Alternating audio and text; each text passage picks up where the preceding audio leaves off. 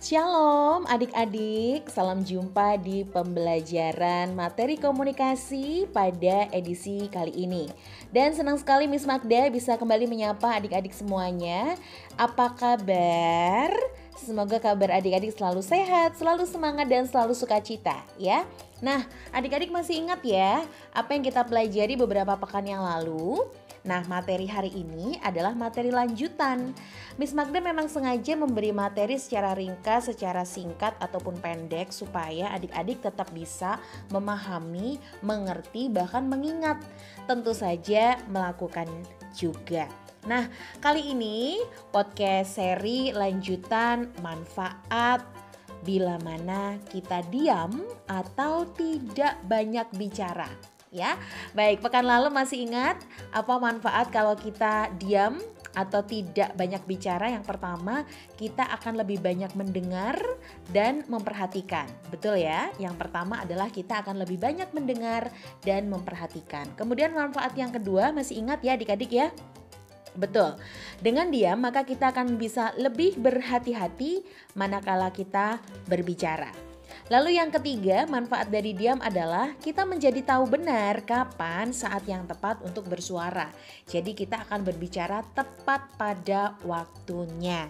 Lalu manfaat yang keempat, masih ingat ya adik-adik ya? Manfaat yang keempat adalah dengan diam maka kita tidak mudah ikut-ikutan berkomentar. Ya iyalah, dengan diam maka kita akan tidak mudah ikut-ikutan berkomentar. Karena terlalu banyak berbicara seringkali malah bisa menjadi bumerang alias senjata makan tuan bagi diri kita sendiri. Betul ya adik-adik ya? Masih ingat kan ya?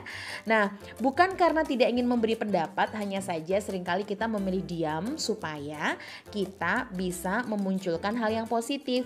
Ya, bisa saja orang yang tidak berkomentar ya sebenarnya bukan tidak ingin berkomentar, tapi dia tidak ingin ikut campur atau dia tidak ingin menimbulkan selisih pendapat sampai pada pertengkaran atau bahkan perkelahian. Nah, kali ini seri lanjutan manfaat diam. Selain dengan diam kita lebih banyak mendengar dan memperhatikan, kemudian dengan diam maka kita lebih bisa berhati-hati saat berbicara. Lalu manfaat yang berikutnya, dengan diam kita tahu benar kapan saat yang tepat untuk bersuara. Dan yang juga kemarin kita pelajari adalah dengan diam kita tidak mudah ikut-ikutan berkomentar. Tentu adik-adik masih ingat ya bahwa orang diam itu bukan berarti nggak paham, bukan berarti nggak mengerti. Karena seringkali orang memilih diam karena dia ingin juga mengendalikan diri, mengendalikan lisan atau tutur katanya supaya tidak menyinggung atau menyakiti orang lain. Terlebih memotong pembicaraan orang lain dengan cara tidak sopan atau menyela pembicaraan tanpa izin. Seringkali kita memilih diam. Namun adik-adik, ada lagi loh manfaat diam selain 4 hal yang kita bahas pekan lalu.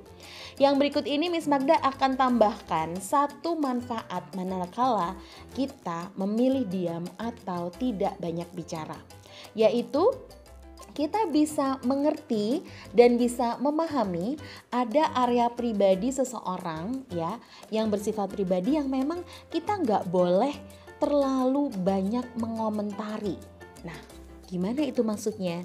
Gimana ya? Nah, berikut ini Miss Magda akan sampaikan maksud dan tujuan kenapa sih dengan diam kita jadi bisa memahami batasan urusan pribadi orang. Nah, adik-adik, diam bisa membantu seseorang untuk menahan diri untuk mencampuri urusan orang lain. Ya, orang sering bilang kita kepo, kemudian sok tahu, lalu orang bilang mau tahu banget gitu ya. Padahal sebenarnya kita nggak punya maksud gitu ya, atau nggak punya kehendak untuk misalnya menolong atau meringankan persoalan orang lain. Bahkan mungkin jangan sampai ya adik-adik kita malah bikin persoalan ataupun bikin suasana jadi runyam, jadi heboh, jadi bermasalah, atau mungkin malah semakin ruwet gara-gara kita tidak bisa mengendalikan lisan kita. Jadi sekali lagi, diam bisa membantu seseorang untuk menahan diri mencampuri urusan orang lain. Terkadang adik-adik karena asik berkomentar tanpa sadar kita melanggar privasi atau ya kehidupan pribadi orang lain. Padahal setiap orang pasti memiliki batasan urusan pribadi masing-masing dan wajib kita hormati dan kita hargai. Memilih diam membuat kita mampu berpikir lebih bijaksana loh adik-adik ya. Membuat kita mampu berpikir bijaksana tentang sejauh mana kita bisa memberi pendapat, komentar, atau malah lebih baik diam. Nah, itu tadi beberapa keuntungan saat kita memilih diam dan gak terlalu banyak bicara. Nah, kira-kira adik-adik termasuk yang mana nih? Termasuk yang lebih suka bicara, ya pokoknya semua-semua dikomentarin, ya semua-semua dikasih komentar yang baik itu positif negatif, atau adik-adik lebih suka diam? Yang mana nih kira-kira? Boleh dong cerita ke kakak mentormu ya atau kakak tutormu, kamu lebih suka banyak bicara atau lebih suka diam? Dan satu lagi yang Miss Magda mau tambahkan, diam di sini juga bisa diartikan saat adik-adik melakukan komunikasi di sosial media. Nah, diam memang punya arti yang baik. Namun kita harus tepat menggunakannya. Jika ada orang bertanya, butuh komentar, butuh respon, memang kita harus memberi komentar dan memberi jawab.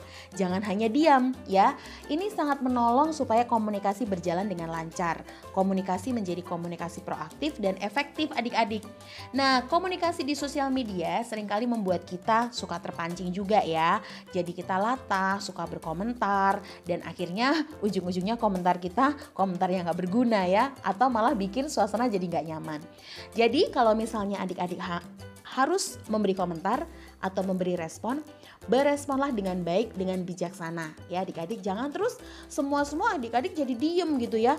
Kan lebih baik diem. Kata Miss Magda di kelas komunikasi, diam itu banyak manfaatnya. Betul.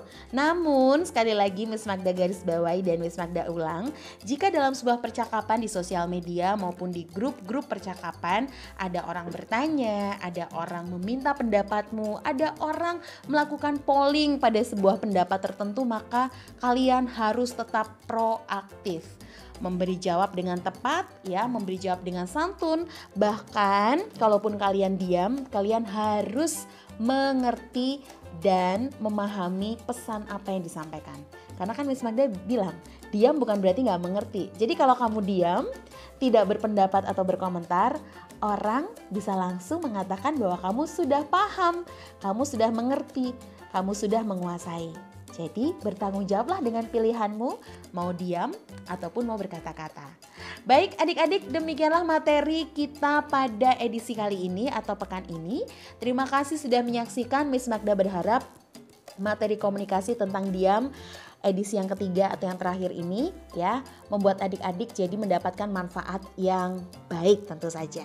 Terima kasih sudah mendengarkan, sehat selalu, jaga kebersihan. Salam buat orang tuamu yang selalu sabar mendampingi dan menyemangati engkau supaya mengikuti pembelajaran di sekolah maupun di PPA. Sekian, sekali lagi terima kasih, sampai jumpa pekan depan dan Tuhan Yesus memberkati. Bye-bye.